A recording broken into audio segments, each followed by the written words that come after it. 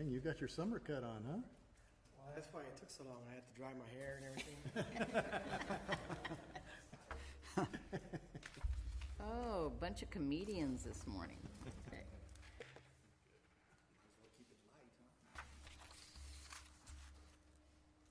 We're all here. I think we're going to start. Good morning. Welcome to the Tulare County Planning Commission Board Meeting, November 9th, 2016. Could we have the roll call, please? Gong. Here. Bailey's. Here. Elliott. Here. Diaz. Here. Whitlatch. Here. Vitigliano. Here. Aguilar. Here. Much. Please join me in the Pledge of Allegiance. I pledge allegiance to the flag of the United States of America and to the republic for which it stands, one nation, under God, indivisible, with liberty and justice for all.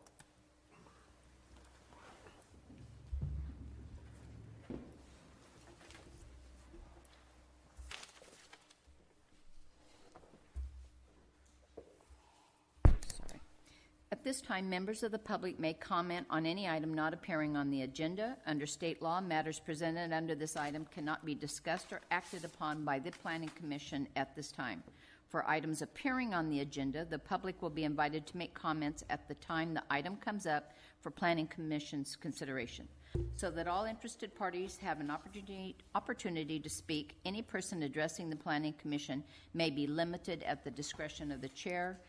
And in order to be considered by the Planning Commission, testimony on public hearing items must be given at the time scheduled for the public hearing, and at all times please use the microphone and state your name and address for the record. Is there anyone that would like to make public comment at this time? Thank you. Do we have a motion for approval of the October 26th minutes? Make a motion, we approve the October 26 minutes. I'll second the motion. We have the vote, please. Gong. Yes. Bailey's. Yes. Elliott. Here. Diaz. Abstain. Whitlatch. Yes. Vitigliano. Yes. Aguilar. Abstain. Thank you. That's carried. We now have a special use permit number PSP 16-039 public hearing. Catalina and Cesar Alcantar. General exemption and special use permit number PSP 16-039 to allow a agricultural service establishment, farm labor contractor, on 2+ acre portion of a 4.99 acre parcel located in the AE20 exclusive agriculture 20 acre minimum zone. The site is located on the north side of Avenue 204, east of Road 228, north of Strathmore. And our contact this morning is April Hill. Good morning.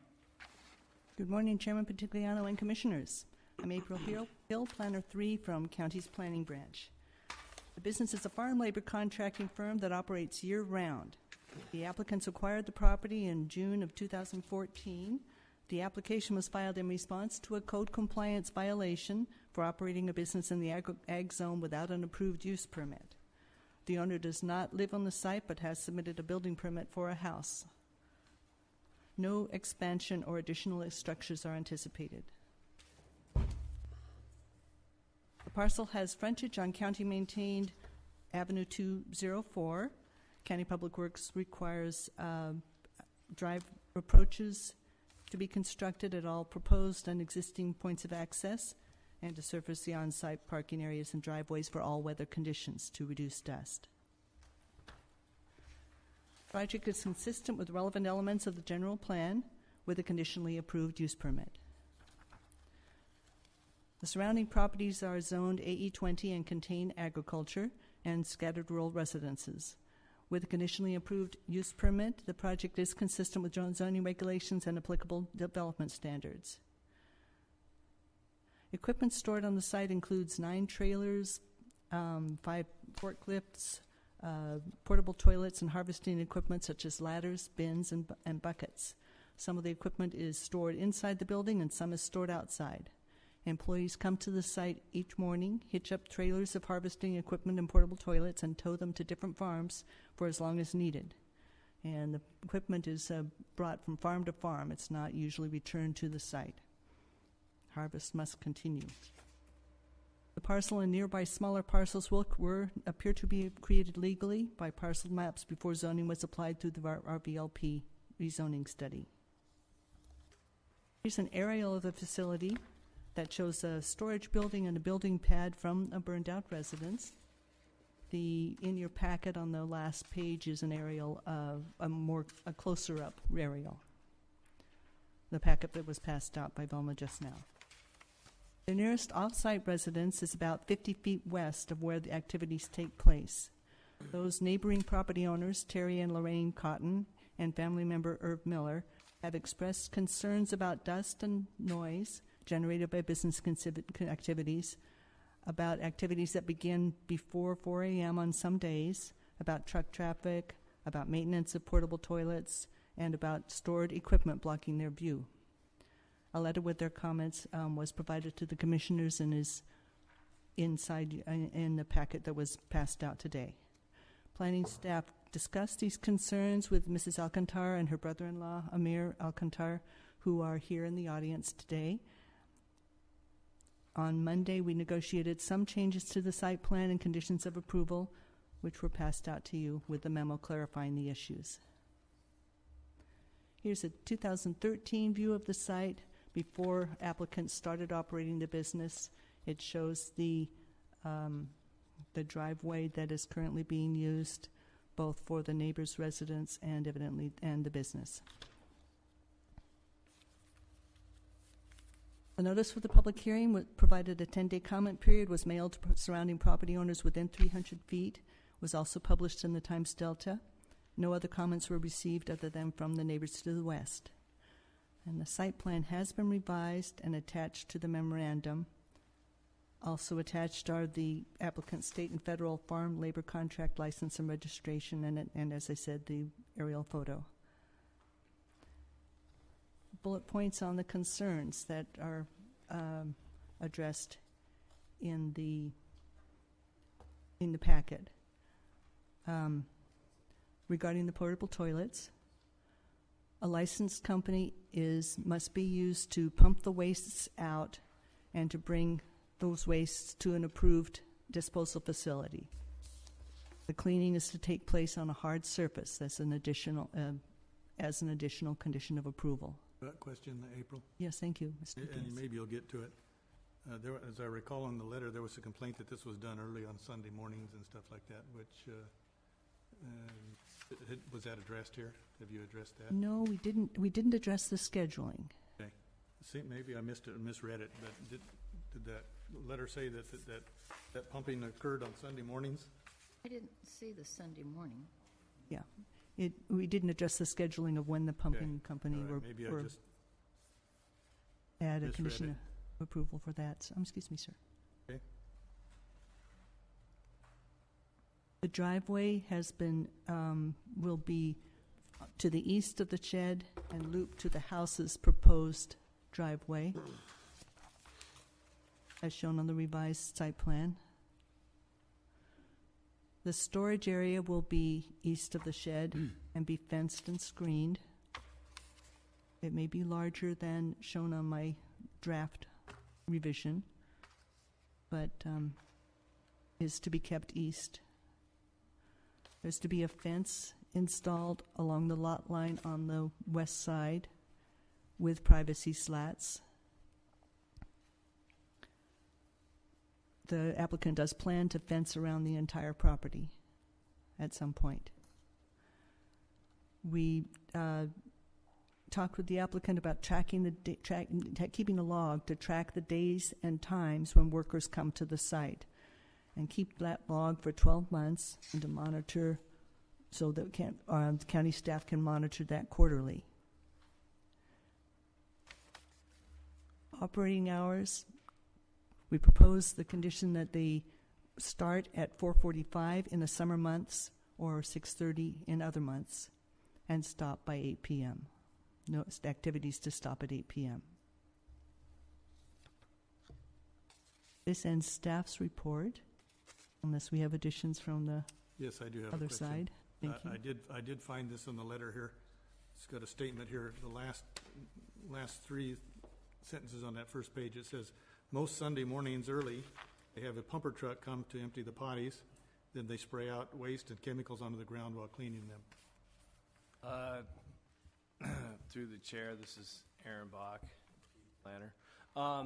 The days weren't as much of an issue from the neighbor as was the actual spraying out on the ground. We did check with environmental health, and that spraying is allowed after pumping. As the applicant would say, they do it to clean off the dust. So that's why we took that extra step that they would spray on a hard surface so it could be cleaned further and wouldn't necessarily go into the ground. I mean, right as we sit right now, there's no further requirement through environmental health. So as just a mere condition and to make sure there's no perception of anything that's done here illegally, it would be best to just do something. And so putting on a hard surface seemed to be the best solution. Okay. Seemed like If the Planning Commission does have with the days, as far as Sunday, that's something else that may be conditioned, but that's up to you. What are they spraying on the ground? That was my question. They're just hosing out the porta potties. The rinse They come and pump it out, and the suction is airtight, pumps everything out of the porta potty, and then after they suck it out, they just spray them out and hose off the But they're not porta potty. spraying the stuff from the tank. on Not the ground. from the tank at all. Okay. No, it's just So the labor is just water. Water's being hosed off hosing off the porta potties. I don't know if it is an issue to them. Is Mr. and Mrs. Cotton here today? Mrs. Alcantara is here with her brother-in-law. Mr. and Mrs. Cotton could not. They were Cottons are not. not necessarily satisfied with the conditions that we placed on the property, but they did say they would not be able to attend today. So I don't know what that says, but the fact is that they were reasonably satisfied with these conditions. Okay. They did mention the day being a Sunday morning, and so I have to think that that's an issue. If bringing it up on a Sunday, it would be for me if it was a Sunday morning. Well, and That that's would be, I mean, for that type of business, not to be able to do it on a Sunday would be very difficult. I mean, they're operating. well, if it's the Saturday planning to- commission's desire, then we can open up the public hearing and ask questions of the applicant. But I mean, I don't want to micromanage the thing, and if they're not here and they've told you that they're No, the cotton. No, the cotton. Are Cottons. the not. Cottons, Yes. The people that wrote the they're letter. not here, and they've told you that they're. So Sunday morning was not the issue. The issue was Okay. just bumping out. I'm all right with it, and Water. I don't have any problem with changing it. I realize that these types of businesses have to start early, and they're 7 days a week during the harvest season, so. But it seemed that's like it no was issue. next to the guy's house. I mean, couldn't they do it? Well, and that's the other thing. April, do you have a graphic of the aerial? All right. Go to the next one, if you would, and use the mouse and show to the right side. Right now, they're operating to the left side of the shed. We have had them place their operations entirely on the right side, and instead of being able to use that shared driveway anymore, they're being forced to put a new driveway into the middle of the site. There. In addition, they are going to build a house on the site, and this was, to them, the selling point from the broker of this site was they'd be able to build the house and have this operation here. They're also going to put a residence further up to the right, a little bit north of that, where she's pointing, where the house was going to go. So we said, you're not going to borrow your problems on your neighbor, you're going to borrow them on yourself. So all the operation's going to be in front of their future residents. And also a fence. So they're going to have two driveways. Well, it's going to be a loop driveway that's going to connect to the far right of the screen. They'll put another driveway for the residents. and they'll put another driveway in the center of the site for their operations. So, yeah. Well, that's the circular there's circular driveway we see. Yeah, yep. Okay, around the shop. and then they won't have to share this driveway here They at all. won't have to share this driveway necessarily anymore unless on a rare occasion. like They've offered to stay off this driveway, especially in the early morning hours, but this would still be available to them. Okay. At this point, to the right. Oh, I know. I think they're all looking at that. If you are looking at the graphic, there is a graphic here of what I'm talking about. But the the fence line that's going to be built will be right along what you're looking at there, right along the tree line there. Okay, So the fence line itself, and there will be maybe some dispute of exactly where that goes, but that's going to also limit their access into that site. So that when they use that, it'll be on the rare occasion. The doors to that shed are still on the side you're seeing there, so they'll still need to access from this side.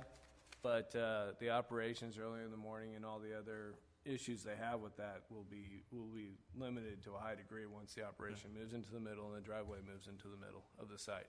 And that will also include all weather surfaces, so that those will limit all and have dust control. this driveway that we're looking at up here, whose property is that actually on? Is that on the applicant? There's some question exactly.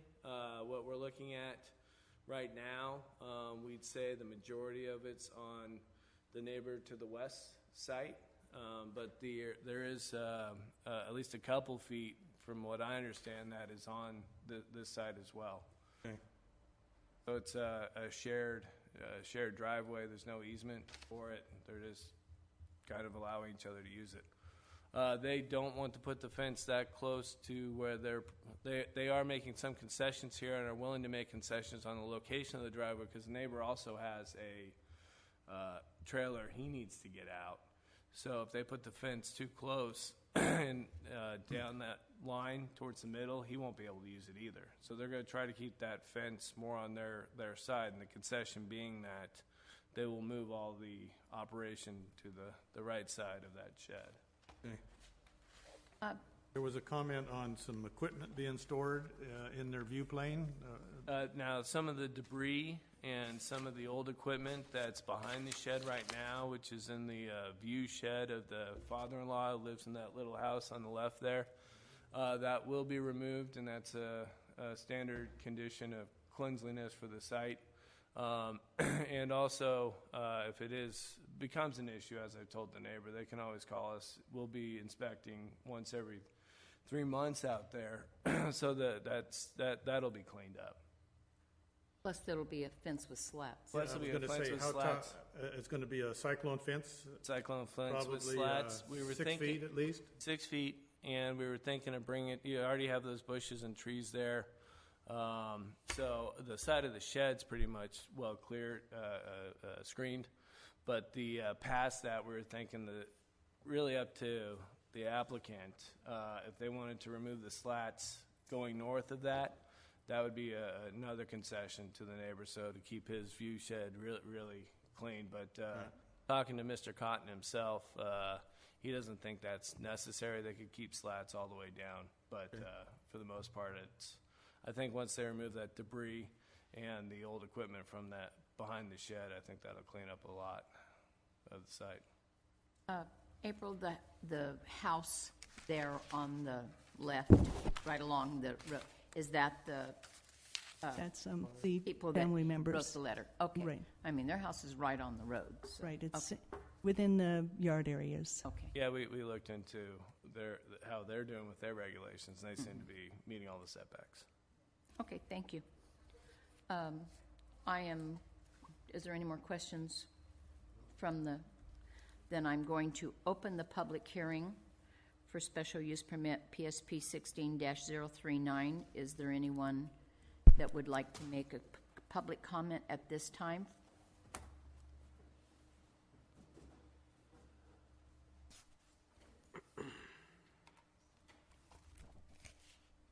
My name is Catalina Alcantar, and my address is 1487 South Foothill on Lindsay. Amir Alcantara, 1487 South Foothill as well.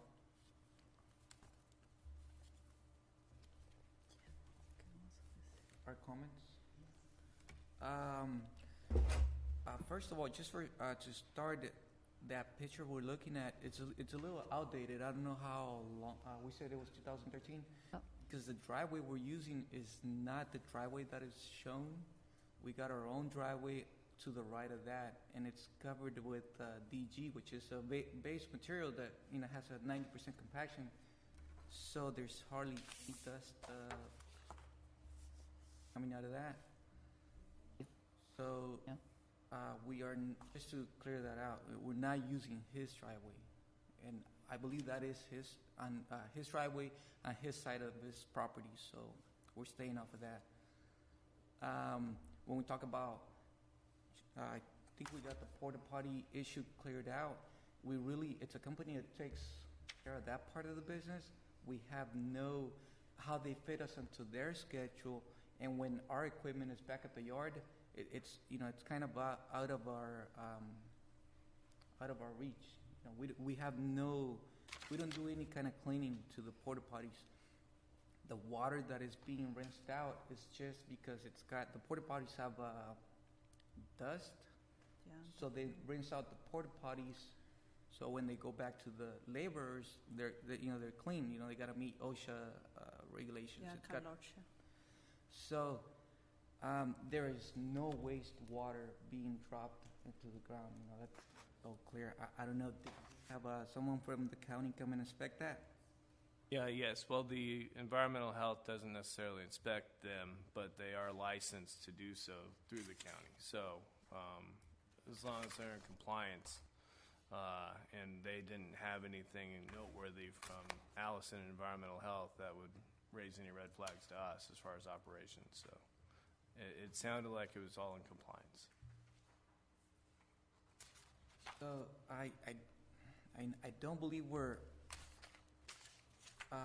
Our only problem is operating hours. We have, our business. We play with the weather.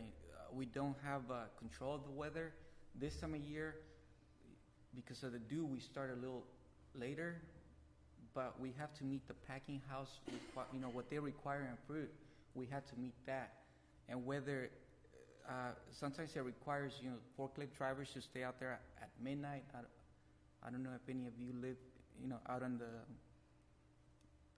farming, where the orange fields are at. They're out there working at night. What we made clear to the county was that a lot of the times the equipment doesn't come back to the yard. When it's that late, the equipment stays over at the yard. So especially this time of year, there's very little use of the property. Forklifts could stay out on the fields, ladders could stay out on the fields, and they're just transferred from one field to another. It's when we switch to another, say right now we're doing the oranges, and then we'll switch to another type of fruit, and the forklifts are no longer required, then they come back to the yard. So our only issue would be operating hours. It's very hard for us to control that. That time is hard to get on time before the or whatever they said 4:30 early.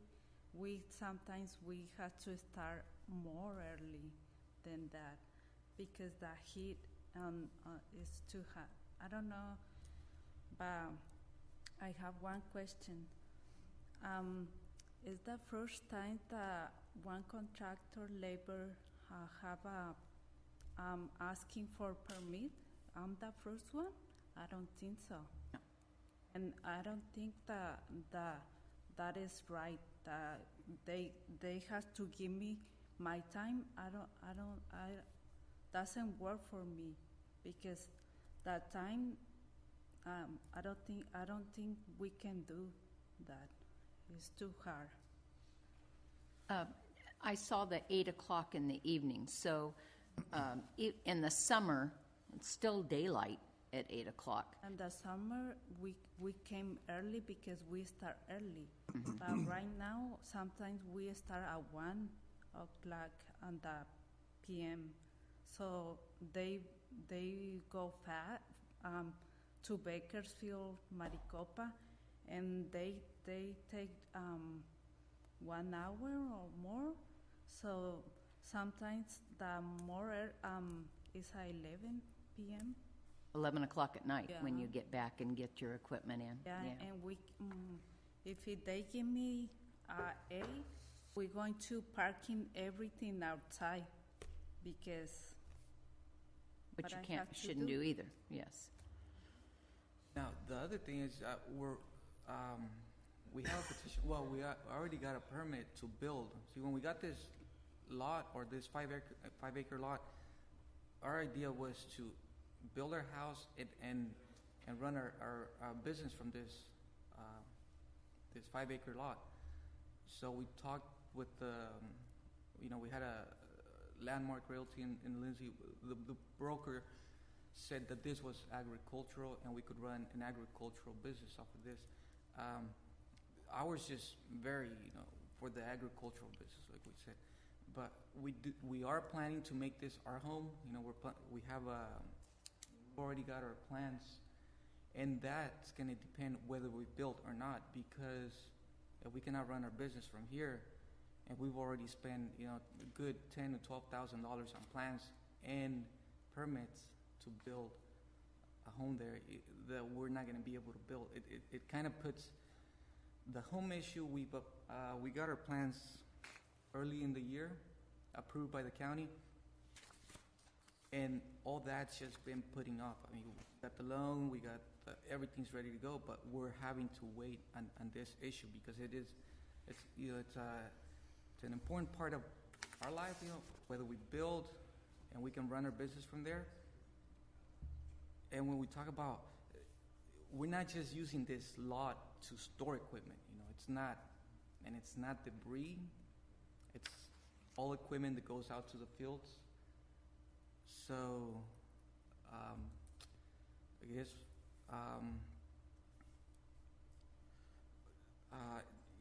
it all goes back to this. I mean, it's not only our lives. It's we got anywhere from 150 to 250 employees that we have to try to work for. What's the other thing? That's okay. that You've time. done very well. And your point is taken about the hours. I know. I live next door to a labor contractor. Through the chair, what we had talked to the applicant about and what we had prescribed early on was half an hour before sunrise and a half an hour after dusk. That does not work for them. And staff does feel they've made quite a few concessions here to limit noise by moving the operation on the other side. As they've stated, their driveway is just to the right of the previously shared driveway. So they will access, basically they're going to have 3 driveways on the site moving forward. So they will access and use the middle of the site. And that should reduce the noise to a high degree. Now the neighbor was disappointed that it would be at 4 o'clock in the morning.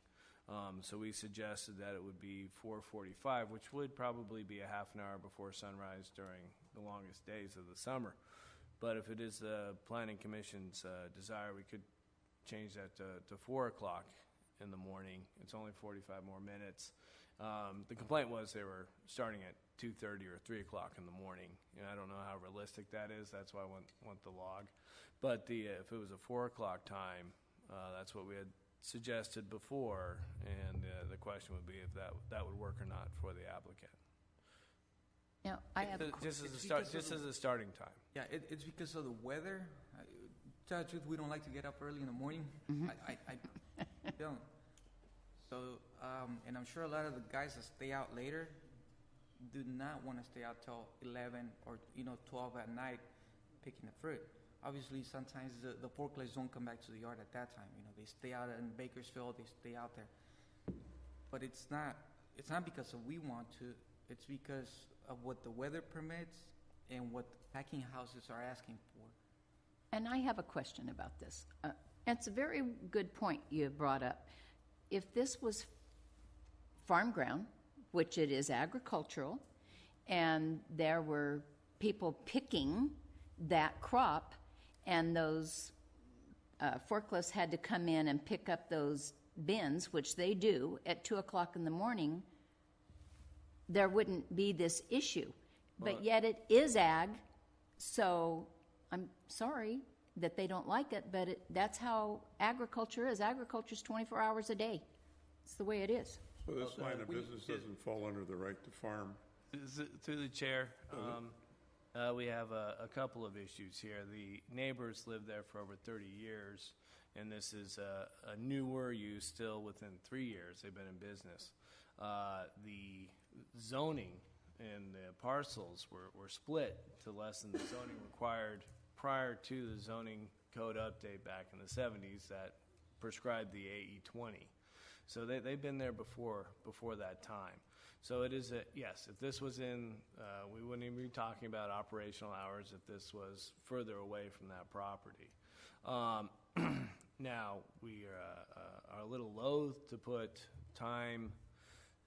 operational time standards on this project, and if it is the Planning Commission's desire, we could take away any operational hour conditions, but I don't, I think the neighbor would at least appreciate at least having some consideration of that time, or at least to know what it is. You know, we understand that. We lived, 1487 South Foothill. If you were to look at where in the map it is, we 20, maybe 30 years there. Comes the winter time, and you got those, under 22 degrees, the wind machines come on at 10, and they run all night, and some of those are diesel, some of those are electric, which is electric are a little better, but when you have to hear the diesel engine all night, you only hear the wind machine when it turns towards your house, and it's pointing towards your house, then you can hear that, and then it turns back the other way, it rotates, well, you don't hear it as much, but when, we got a couple diesel around, we never complain because we know it's part of our life. You enjoy because that's your house. That's what you want. That's what you are outside. If you don't want to hear that, you can go on that city, and you're not going to hear that. I just have a problem putting conditions on here that they're standing there saying they can't meet. So if it's the Planning Commission's desire, we will eliminate all operational time.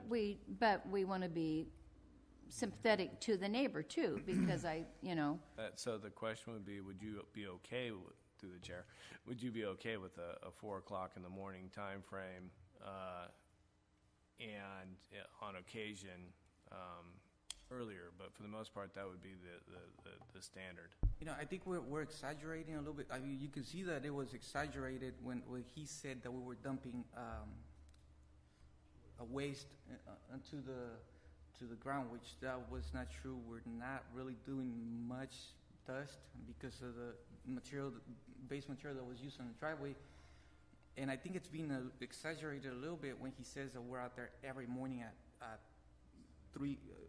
About the Sunday mornings, It's weird that we're working. So whatever equipment is at the yard is getting serviced at the yard. If we got porta potties on the field, they go out to the fields and they clean those out there. So they have to be cleaned, whether they're cleaned back at the, if it's a Sunday morning and we're out in the field, we got no control. And for that, we will have to talk to the company that does the servicing and figure out what his schedule is to try to schedule another day. It's just running 250 people and so many foremen. It takes a lot of work, and to have control over what time they clean the porta potties is really hard to do. So, and we could try to get a hold of the cleaning company and see what they can do about maybe doing it another day aside of Sunday and servicing just whatever equipment is at the yard, because if it needs to be cleaned, it needs to be put back in the fields, and that's our issue. We cannot we cannot control that. So through the chair, I mean, you're seeing the issues here. In that, I'll repeat the question. Does the 4 o'clock time work for you? If it does not, I think then we wouldn't put any condition in here. And if you do have any issues with the neighbors on noise, the ramification is that we'll be either back here or trying to do something else to make sure it works for them. And the 8 o'clock, that 8 o'clock in the evening, you know. Is this 4.99, is that's all your acreage? What I- Yeah, 5 acres or 4.9, Yeah. yes. Yeah, for Yeah, there are groves around all of this. I know that area. I'm sorry? There are groves, there are Yeah, trees. there's groves to the north end, there's no groves, there's a 5-acre lot to Right. the east, and then you got the canal. Right. But there is groves over the, So there is on the east activity side. in those groves Originally, that was all groves. periodically. Across the street, you got groves, you know, Right. there's, on the south side of the road, Right. south side of this property, there's still groves there. And going back to, kinda, Can you move your prep area back a little bit into that 4.9? If you got it a little bit further away in north, no? Well, Through the chair, also we have to keep in mind the view the neighbor wants to keep. So I think if they stayed to the right of the shed, There's some shielding there. there's more shielding there than if you move it further back. I think that's the best I think that works. location from a design They're perspective. trying. That works. It So seems like, the only the time question issue, you know, that's where I was the only getting to. question is the time issue. Yeah, I think he was exaggerating a little bit. That's why we went into the toilet thing. And now with the time issue, you know, it doesn't always happen it's not an everyday at 3:30, 4 in the morning. It's not an everyday deal. It's, sometimes you got one person coming in. Just depends where the crews are. So it's not happening every day at 3:30 in the morning. and just to clarify, so all of your employees, I'm pretty sure in this, do not come to that site. They go directly to where you're working that day. Correct. It's just the Your foreman foremans. that comes over and picks up whether it's a ladder trailer or if there's a forklift that needs to be placed at a field, then he's the one that comes over, not 250 employees. Okay. Correct. Question, Yes. Mr. Alcantara, have you talked to the Cottons? Do you know the people? Have you got any kind of relationship with them at all? He came out one time, Yeah. and we did like not. two times. Well, yeah. Well, One, two. I wasn't there, but she said that he came out and harassed them because of the placement of the house. He came and asked, "Where are you going to build your house?" And you were there at the time, right? Yeah, and he told me, why you want to build your house in this side? You're supposed to move all your junk over there and do your house on the old house. And I said, I don't want to put my house on the old house. I would like over here on the. And he got mad, and we was afraid because he's 88 years old, and we don't want to fight, and that's why we haven't put the fence, because he's going to affect him. So I don't know, but he went. Yeah. But Thank yes, you.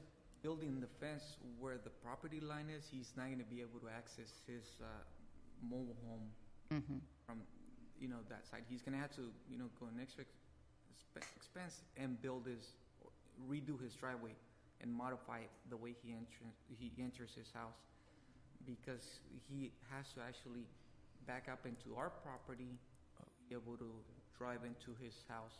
So am I correct that you've made the concession that you're going to put the fence more onto your property so it does not affect his road? Not necessarily, because we do not want to give anybody the impression that they have an easement or that property is part of, in later years, in 5 years, we don't want them to come back and say, oh, well, because we've been using this property for X amount of years, we automatically have use of this property. Mm. But we have made that we could possibly not fence. That stretch. It could be, it's not going to be, we do not want to make any it's not his property. We do not want to, obviously, we don't want to start a war with anybody. We were not, Right. I believe we made the mistake of not getting a use permit. We thought, because we got all the licenses for the contracting business, we were not aware that we had to get a special permit. You and a lot of other people are not aware. But, you know, since it was brought up to our attention, we are wanting to comply with whatever regulations we got to do. So to the chair, the fencing location, I think will ultimately get worked out with the neighbor. I mean, as we're prescribing it right now, we are prescribing fencing to shield the view of all the operations. Where that goes exactly doesn't necessarily have to go along the property lines. It would just have to be adequate to shield that view. So if you did place it further back, whatever shields the view of their operation. So the fencing all goes back from there. But they also suggested to us when we met with them that they might want to do it for security reasons. Yes. So absolutely. And if it's their right to put the fence on their property line, then that's their right. The exact location of which we do not know at this time, nor are we going to survey that. But that's between them and the neighbor. It has been surveyed, and Right. the surveyor came out and And there's always surveyors fighting over what the property line is. So you've had a surveyor, We've had a and, surveyor. and I believe the neighbor has maybe even a different understanding of where that property line is, but that will get worked out. Now, the fencing, all that we require on the county side is that it shield the view into the operation. So we're not requiring you to put a fence along that road at this time. how tall would the fence? 6 foot fence, regular 6 foot fence. 6 foot is the highest we the can go? the highest limit without getting a variance through this county. So 6 feet is as high as you can go. I don't know if this helps at all, but Aaron, would that help to put some landscape shielding along Well, they're that going to line? put slats. No, I mean Instead foliage, of trees. fencing, if you were to do landscape screening, that would be allowed as well. Like deodora cedars or things that are, that kind of deaden the sound that come across. If you were to use shrubs, if you were to use oleanders, if you wanted to go to Things that get larger 20 to trees 30 like feet tall. cedars, that's an option. So there's also we have allowed screening through landscaping before, but for the immediate effect, we usually suggest the site. fencing. But if it's going to create a neighbor versus neighbor issue, then we can screen with landscaping. As long as we figure out, and we agree that the property line that the surveyor came out, because it's, do you remember who surveyed the property? Ruben? If the neighbors need to get their own surveyor, so we don't disagree on what the property line is. Absolutely. I don't know how that works. It would be getting a permit to run a line down our property according to the surveyor. Oh, board of, yeah. Once we go off of that and the neighbor has an issue with us fencing, then at that point, are they required to get their own surveying? Or once the county issues a permit, are we able to? Well, we wouldn't issue a permit for the survey necessarily unless it was to do a parcel map or a lot line adjustment. The surveying has already been done, and it's Right. there. I'm saying we get a permit to fence, so we're able to run our fence line down that line that the surveyor said, correct?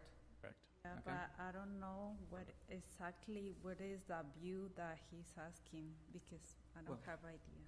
He's saying we, as far as you know, the neighbor is all right with us running privacy fence all the way back, correct? In fact, they agreed to those conditions. So the location of that, again, is between you and the neighbor. As If far it as- does become an issue, the county is satisfied with putting landscaping in lieu of fencing on that in case that does become an issue. And as So far as- you wouldn't violate any conditions if And you were his to view blocked. not build a fence there. Neighbor, As the far as neighbor does not want his view blocked. running, vegetation to use as fencing, we thought about running, or planting trees even before we had the house, but we had an issue with the district turning the water on property because of no house existing there and no need for since there's not a grove, according to them, we don't need to have the water on, is what they've said. But we would have tried to have planted trees. I mean, that's, Well, we'll give you some time, grace period, to do any screening, given those issues. And like I said, we will be inspecting the property every 3 months. So if the commission were to give you 6 months to have some screening in place, I think that would be adequate. screening meaning fence, Fencing or landscaping. right? We could do that. Are those bushes on his property? Those are our trees, yes. Those are yours? Yes. So where's the line? Is it right in the bush? It is to the west side of those trees, which is right in between the driveway and the trees. So if you did put a fence there, you have to do something to the shrubs there, I guess, huh? If we did put a fence there, No. those trees are completely on our side of the property, so No, I'm They're saying on where your the fence side. would be on the left side of those trees, huh? Yes, and then that, On then the he middle, can't back the his way- trailer out. yes, on the left side. Left side. Yeah, But I think, Wayne, the issue is where the property line is, where it puts that fence is not gonna be wide enough for him to access Yeah.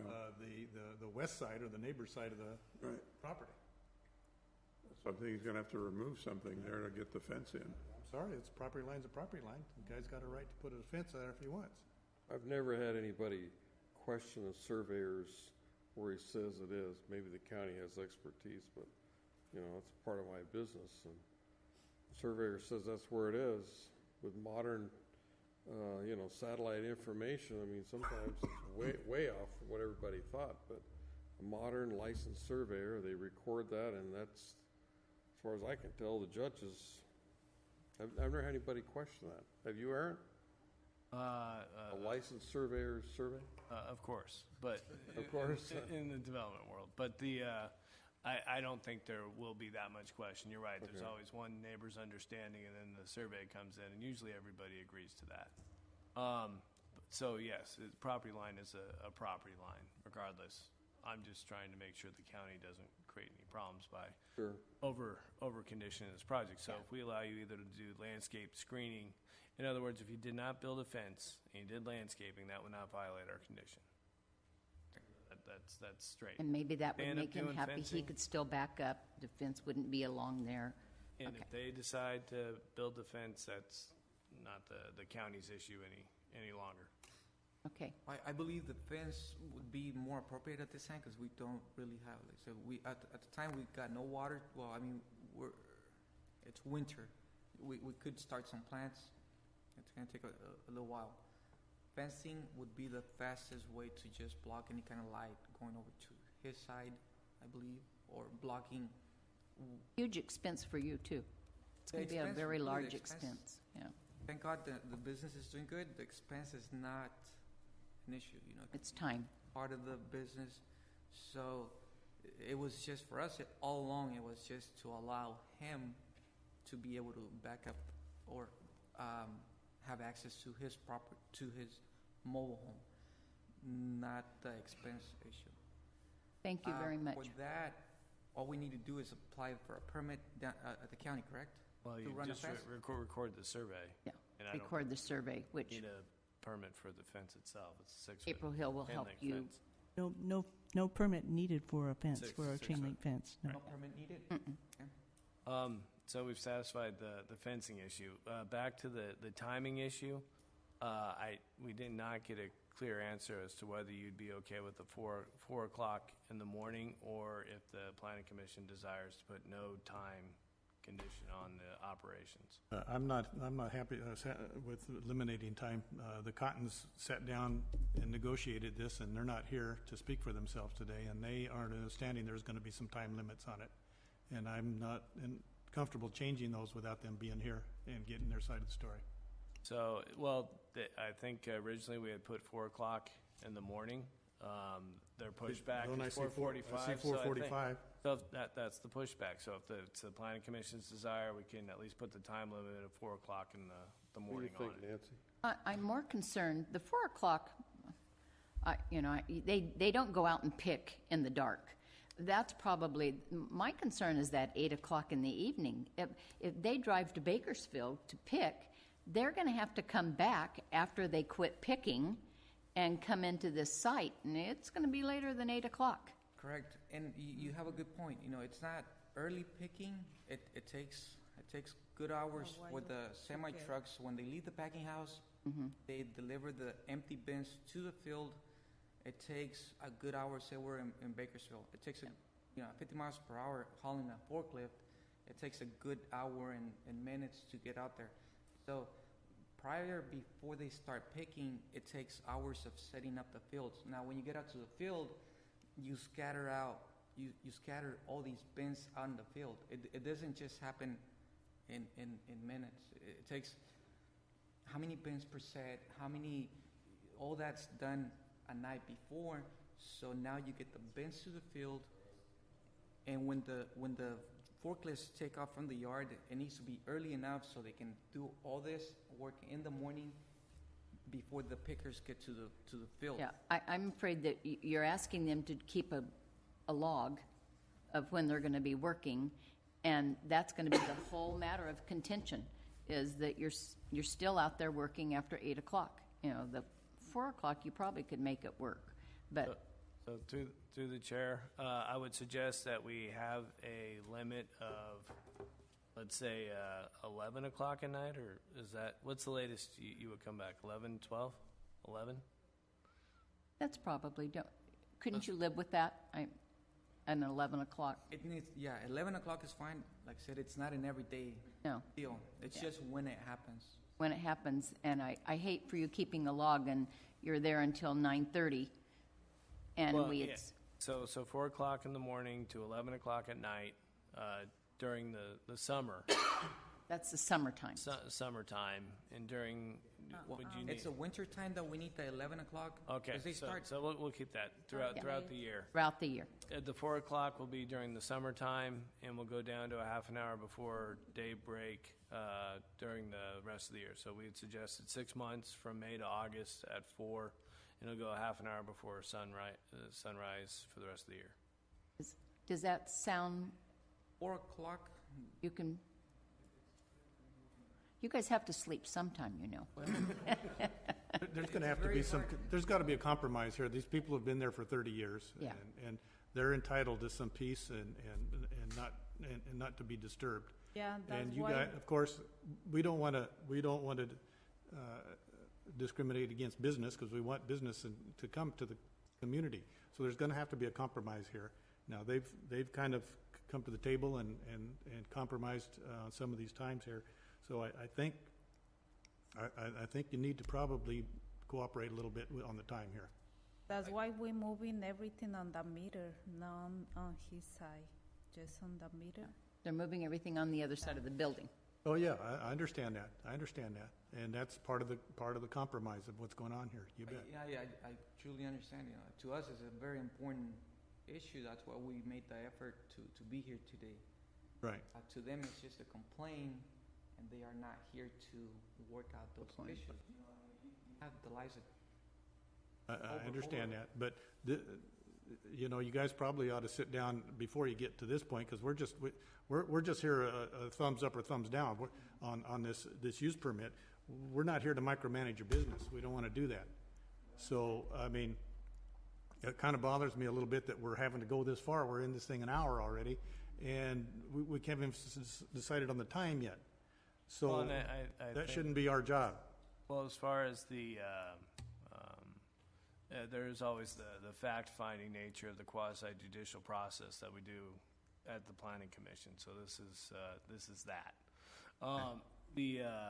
The nature of this is such that I don't think there would ever be an agreement between the two parties exactly, and there has to be an ultimate arbiter, and that is the Planning Commission. And I think this conversation's been healthy and lively, and I think will ultimately lead to something that's not going to come back to the Planning Commission in the future. I don't think either party would be willing to agree unless this Planning Commission told them absolutely what the conditions are. So if this is as we sit right now, 4 o'clock in the morning, during the summer months and through the rest of the year, and that was from May through August. And then through the rest of the year, as we spoke about the other day, you would go to a half an hour before sunrise, and throughout the year, end at operations at 11 o'clock at night. We would, 4 o'clock, we would And there's try an to... and then there is an understanding that that's not absolute. There are some times that you're going to go outside of that. But at least we'll be able to log that, and if there does become an issue, we'd be able to remedy it. I've heard enough, so. I thank you very much. Thank you for your comments, and we'll move on with this now. Thank you Thank you. very We really much. appreciate you looking into this. Thank you. Are there any other comments at this time for or against? Okay, I'm going to, and nothing by the commission? I'm going to close the public hearing portion of this hearing. And do we have a motion? I'll make a motion that we approve general rule exemption consistent with the California Environmental Quality Act, CEQA, and the state CEQA guidelines pursuant to Title 14, California Code Regulations, Section 15061, subsection B, subsection 3, the general rule pertaining to a project that does not have the potential for causing a significant effect on the environment and therefore is not subject to CEQA, and conditionally approve special use permit number PSP 16-039 With the conditions? that- with the time conditions that were recommended and accepted by the applicant. Do we have a second? I'll second that. Thank you. Have the vote, please. Gong, Yes. Millies, Yes. Elliott, Yes. Diaz, Yes. Whitlatch, Yes. Vitigliano, Yes. Aguilar. Yes. Thank you Commissioners. for your That's time. 4 a.m. start, quit at 11, half hour before, half hour after. Okay, Thank you I so got it much. right. And thank you, staff, for keeping us up on all this. It made it less painful. Thank you. Okay, we have B. Oh, I'm sorry, I don't know if I said motion carried on that. B, special use permit PSP 16-052, Delta Liquid Energy. And our contact doesn't say, but I know who it is. Good morning. Good morning, Dana Metlin. This project is to allow the installation of a 30,000-gallon propane tank, and that is because it is greater than the 10,000 gallons allowed by right on this site. It is categorically exempt from CEQA pursuant to Title 14, Section 15303, Class 3, pertaining to new construction or conversion of small structures, and the project is compatible with this exemption because the propane tank is considered an accessory structure to an existing farming operation. Entitlement is found in Section 16, Part 2B of Ordinance Number 352, which allows flammable liquid stored above ground for agricultural purposes in a quantity greater than 10,000 gallons only if a special use permit is first approved. The project is consistent with these general plan policies, and the project is located in the Rural Valley Lands Plan, and the land use is Valley Agriculture. It also is in compliance with the development standards in Section 15A5E of the Ordinance Code, and these parcels are under Williamson Act, and this project conforms to the principles of compatibility as set forth in Government Code Section 51238-1, and this project was noticed according to the law, and staff has not received any comments. And here is the vicinity map, which shows that this is just west of Cutler. on the northeast corner of Road 120 and Avenue 400. And the tank will go on this parcel here, and the property owner does own these other 5 parcels that are in this area. So the piping will spread out over those other parcels as well. But we're here for the tank. And I'm looking, and I don't see where on that parcel the tank's going to be situated. Going to be right down in this area. There, if we go to the aerial, there's a basin, a water basin, down here, I believe, and this is where the tank is going to be located, just south of that water basin. There's something, is that what that is on the site? Yes, The aerial photograph? correct. Thank you.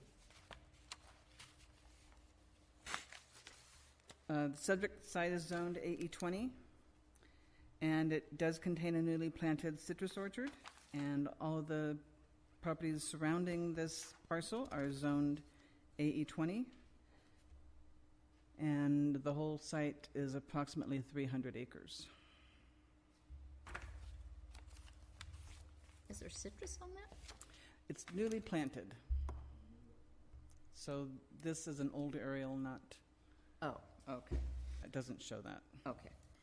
So the whole 300 acres is planted, or just this, got an 80 there? Well, I believe the whole 300 acres has been planted. That is what the application said. The applicant is here if you have questions of him. Okay.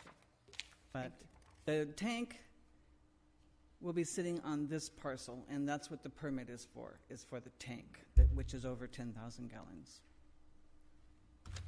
So he owns all the surrounding parcels that are colored in The property gray. owner does, yes. And this property up here is owned by the Cutler PUD, so I'm thinking that that might be a wastewater facility. But the property owner owns this parcel here, this parcel here, this parcel here, and this parcel down here. Okay, do we, anyone have any questions from the commission? From Dana Metlin? Okay, I'm going to open the public hearing portion of this special use permit number PSP 16-052. And is there any comments, public comment at this point? No? Hearing none, I'm going to close the public comment portion of this hearing. And have any questions by the commission or a motion? Business like usual. It's a good project, so it is time after time. So having said that, if I can find the right page here, I'll make a motion that we approve a categorical exemption consistent with CEQA and state CEQA guidelines pursuant to Title 14 of the California Code in Section 15303, Class 3, pertaining to new construction or conversion of structures and conditionally approved special use permit PSP 16-052. I'll second that. Thank you. The vote, please. Gong, Yes. Bailey's, Yes. Elliott, Yes. Diaz, Yes. Whitlatch, Yes. Vitigliano, Yes. Aguilar. Yes. Thank you. Motion carried. Thank you very much. Thank you.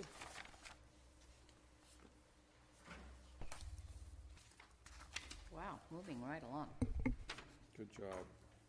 Items for discussion, review, and action. We have the Planning Commission calendar for 2017. Looked at it, and I think it's acceptable. I would make a motion, we accept that calendar unless my fellow commissioners have a problem for 2017. I'll second that, if there's no problem with the rest of the commission. Thank you. We have the vote, please. Gong, Yes. Bailey's, Yes. Elliott, Yes. Diaz, Yes. Whitlatch, Yes? Vitigliano, Yes. Aguilar. Yes. Motion carried. Thank you very much. Okay, we have the election of the Planning Commission Chair and the Vice Chair for 2017. You know, I have have a question here. I know Gil is our alternate, and God, he's handsome with that haircut. You're driving me crazy. Oh, never mind. But shouldn't Gil be given an opportunity to be the chair or vice chair at some point?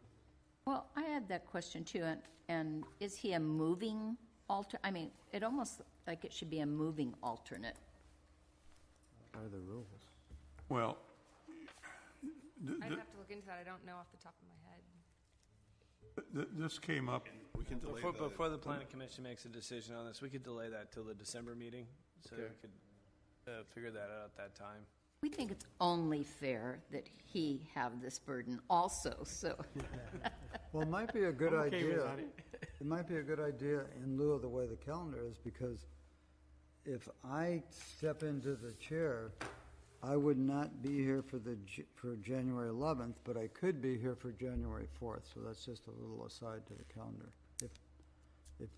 If I'm not the chair, then I would have to miss that first one in January.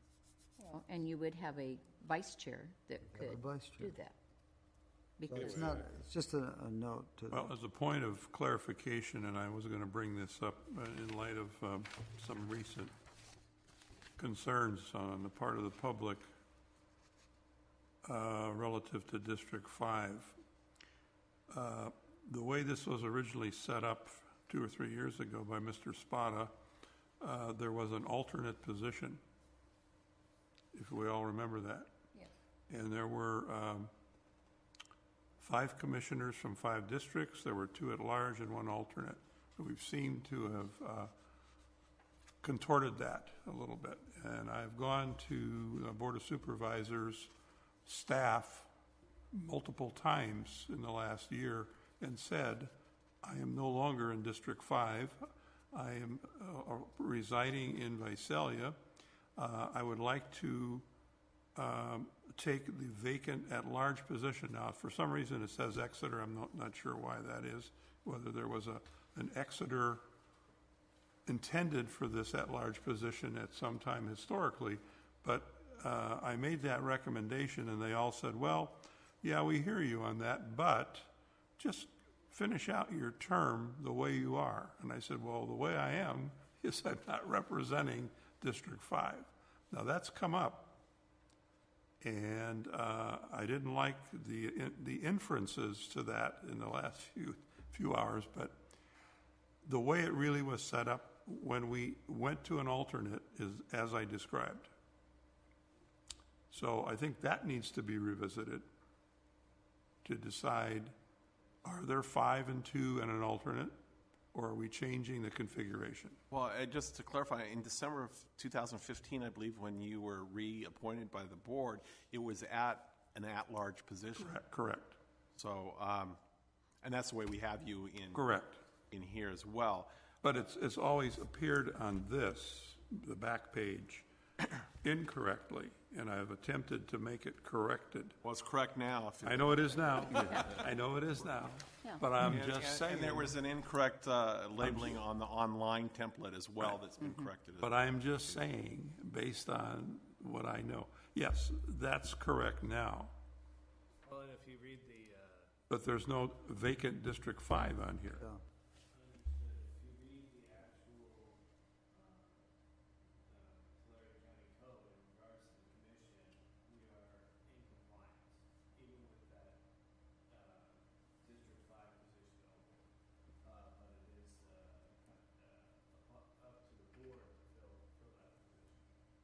Well, Mr. Spada, when he was director, indicated to us that the reason for the creation of that position was to buffer the absence of a commissioner in the event that occurred. And it has worked.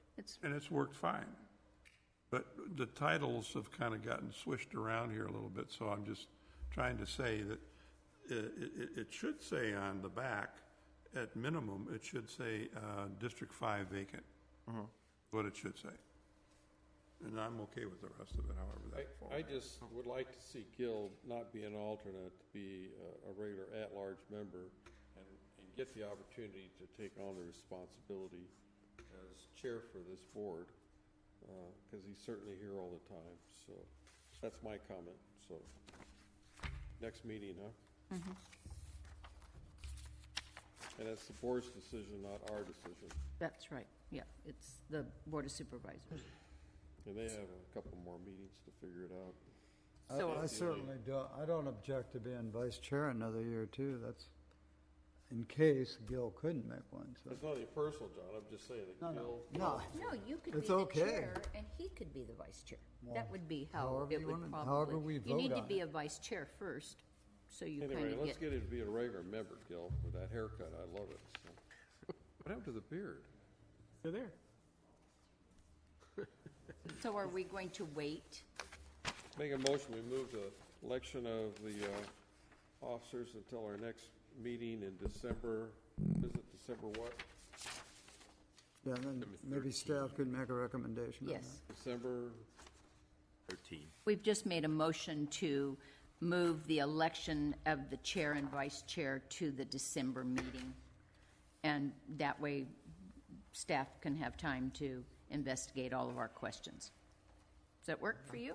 Do we have a second on that? I'll second. Okay. The vote, please? Gong, Yes. Billy, Yes. Elliot, Yes. Diaz, Yes. Whitlatch, yes. Vitigliano, Yes. Aguilar. Yes. Motion carried. Thank you very much. And I'd also like to take this, I said it last time, but thank John for all the effort he gives to our county planning commissioners organization, because you've certainly kept that going, and you know, Ed is going to be the head guy for our meeting. I guess we're having it in April, We're gonna try to look at an April date. so I've committed to helping, and That's good, because you're all on my committee. thank you. It's gonna be a great conference, just like the last one. Chair of the pain. Okay, thank you very much. Do we have a director's report? I'll touch on a few items. Yesterday at the board heard the appeal of your planning commission's approval of the Dollar General near Springville, and they tentatively denied the appeal, and we're coming back. In other words, they support the project. Oh, okay. Confusing. We'll be going back to the board, I believe it's December 6th, with some findings and some clarifications, and then they'll take final action at that point. The safety element will be going to the board next meeting, the 15th, and the subsequent to your looking at it last meeting, the California Board of Forestry and Fire Protection has also reviewed it. That's part of the government code that they take a look at it as well. And they've approved it with the revisions that we had proposed, and there's some actions that are going to be part of the mitigated land, I can't remember the name of it, multi-jurisdictional hazard mitigation plan that the county is working currently with. So some of those recommendations are going to fall under that plan, and so they've looked at that, and they're appreciative of the effort for the safety element update. Also, before the end of the year, the Climate Action Plan annual report will be presented to the board as well. That should be, I believe, on December 6th, but I don't know the final, whether that's set yet in stone or not. We'll also be adopting the new building codes on December 6th at the board as well. There's not too many changes, I don't believe, in the existing building code and the new one, but so that will take effect in January. And that's my report. Do anything? No. I guess that's it. That's it. Before we close, I have a question, and we talked about this last year. All these new trees being planted in Tulare County along roadways, and there is, I'm guessing, there's a prescribed setback. Right. What is that setback? And the problem is, new baby trees are planted at a certain place, and they're fine because that's just a little stick. But in 5 years, those trees are huge, and when you come to a stop sign, you cannot see. And it's a huge issue right now. And we're talking to a grower, hundreds of thousands of dollars difference in one line of trees. Right, and Reed will get you the actual language of the setback right now, but, yeah, it's based on the tree plantings and the normal distance between an adult mature tree and visibility, so. And just to tell you that what the issue is, as being a commercial planter, is we say we can't plant a tree this far. Well, another planter goes and plants for another grower all the way to almost to the road.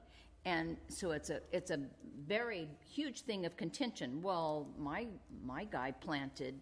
Absolutely, and I don't have it on top of my head, but we did go to the Agricultural Advisory Committee and made a presentation of exactly where the plantings are supposed to be. That was probably 9 months or a year ago that we had that at that committee meeting as well, because those are the concerns that come up.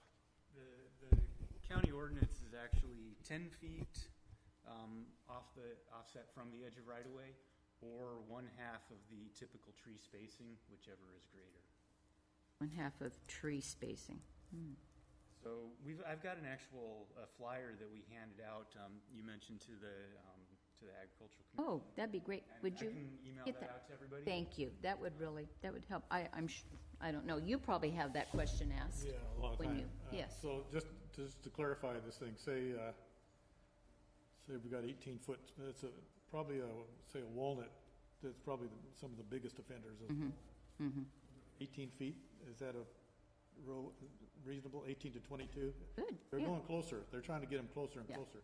So that might be an issue too, because customarily they used to be about 22 feet, but now they're putting them in almost like hedgerows, and they're getting. And so half of the row width might not be very very big these days. Right. So, so you're saying let's assume it's 18 foot. So from the right away, edge of the road right away, you could plant it 9 feet in, roughly. Either be 10 feet or half the spacing. So in 10 feet, 10 feet, or whichever's greater. Yeah. And just to clarify too, the right of way is often wider than the pavement. Yes. So it's not necessarily right off the pavement. Right. Some of those roads are much wider. And then if and when, and that's what needs to be adhered to when you're designing the plantings and doing the plantings. But if there's any case where there's visibility problems at say a corner or a stop sign, it doesn't matter. They need to be removed or trimmed or cut back. Yeah, there's other safety. Speed of the roadway and the stop sign. We have an individual who's basically his only job is driving around county roads and inspecting those. And he's doing the job because we've been contacted. So I mean that's great. It's working. Have him drive down Avenue 272 and Acres. Those big walnut trees are just That's really getting big right through there. That's one of the spots. Yeah. Okay, thank you. So if you would email that to us, that would be great. Yeah. That was my only. Anybody else? I just had one more meeting, Nancy. Yeah. I know. Hector, is that scoping meeting on the hotel still on for tomorrow? Yes, 1:30. I didn't get back in time Monday, so I'd like to get to that. And we did have a meeting up at Three Rivers on Monday, an informational meeting, and we had a good turnout, a lot of good questions. But like I told the folks there, typically those are for agencies to make their comments and other interested individuals. So that's fine if they show up. And I told them, one of the things about when you do a scoping meeting, I can't really give them answers. And the committee understood that. I said, I'm there to take questions because that is then gives me guidance on what to ask our technical experts on how to prepare a specific study for one of the resources, air, water, traffic, whatever the case may be. But I can't give them an answer. But at least that gives me, like something they've expressed a concern because of their familiarity with the community and other historical aspects of their community. So I get all of that, and I told them, that's one of the frustrations of going to a scoping meeting. I cannot answer your questions at that time. So I can give you time frames if I know them, like, okay, the 30-day notice of preparation meeting, which was misinterpreted by some folks that the scoping meeting was going to be their last opportunity to comment. We clarified it. We said, no. It started October 28th. It will end November 28th. If some trickle in thereafter, I go, that's okay. The intent of the state law is to keep the process moving forward. That's why 30 days was given. You know, it could be 60 days. It could be a really big project where 60 days is appropriate, but we typically do 30, and that's what we're sticking to. So then we'll prepare the document, and then at a certain time, I told everybody what we have now engaged in our practices. If you want to be contacted, we will contact you throughout the process. If you show up to the scoping meeting, put your name on that list, you will automatically be notified. Whereas state law says, unless I receive explicit written direction to be notified for the notice of availability of an environmental document, I am not required to do it. However, we, in the abundance of caution, we have said, if you show up, we're going to notify you. Whether you participate thereafter, it's on you. But you're going to get the notice of availability. You're going to get the public hearing notice. You're going to get everything to know that, to be aware of where we are in the process. So some obviously cannot make it that day, and that's fine. Some sound like they are going to make it, which is fine. But again, I'll go through my presentation, and I'll take questions, but I likely cannot provide answers at the time. But 1:30 is correct. I just had one other comment too. Last meeting, we talked about the Verizon tower in Three Rivers. The very next day, they came up and camouflaged the tower. And aren't we great? It's beautiful. I mean, you should see it. Wow, you guys are good. In fact, you would have to know exactly where it is to see it. It's a great job, and the people in the community have told me over and over. Oh, good. Thanks to the commission for doing that. Great. Yeah, did something right. Cool. Just to touch a little bit on the Three Rivers proposed hotel, the meeting, do you have a PowerPoint of the presentation that was given by the developer? I did not. Well, I think one of my staff people do, but I have not seen it. Okay, yet. well, we'll make sure that gets forwarded to you as Yeah. well. The process is that, as we explained to the community, that the entitlement with the county, its zoning is proper and to allow a hotel to go in there. So there's no entitlement like a use permit or anything, or a zone change or anything.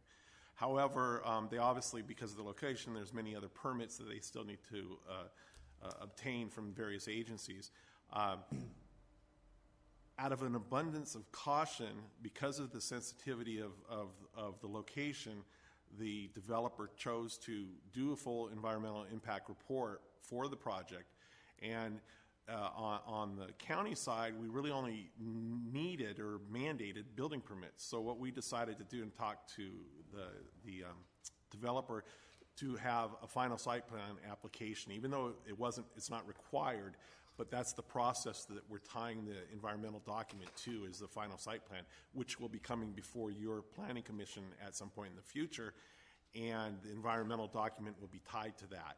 So the decision will be at the planning commission, and that will be the extent of it, unless it were to be appealed, then it would go to the board. But and that process will probably be sometime in the springtime. Would be the earliest that you're going to see that. It just depends what the technical studies bring up in the traffic and what needs to be done. So I've already got management companies calling me to contact the hotel because they would like to get involved in the project. They saw the article online, so. Yeah, well, I think there's a lot of unique features in there. The idea of allowing local artists to hang their artwork or display their artwork, and even potentially for sale with the little stickers and then rotate that out every month or two, and that gives some community buy-in there, and also gives exposure and some economic benefit to artists that might not otherwise have the ability to show their wares, so to speak. And so there's a river walk that was designed as part of that, and some tiny houses as part of the project. So there's a lot of unique features to the project. The reception was mixed. And I think part of it, it was rather funny because we were the last on the agenda, and the sheriff gave a report, and then the fire gave a report. Charlie was up there, and then the Rangers gave a report. And I'm like, everybody loves the man in uniform, and then we come up there and they're just like ready to. and it was there was a little bit of misinformation, and they were upset. Well, why haven't you talked to us sooner? It's like, well, this is the first step. We are reaching out. Well, you talked to the developer already. well, we can't come up here until there's a project or something, so how can we come up and have a meeting before there is even an idea of a project? You know, so, but I think it will all work out. I think we got the information out that the scoping meeting, yes, is tomorrow, but at any point in time, all the way up to and through the Planning Commission's public hearing, comments can be made and all of that, so that this is a full public participation throughout the process. So I think in the end, well, yeah, we're going to go back up to the community and hold at least one more meeting with them as well, and to talk about it. And one of the drawbacks was the graphics of the presentation aren't as good as could have been, especially for the 21st century.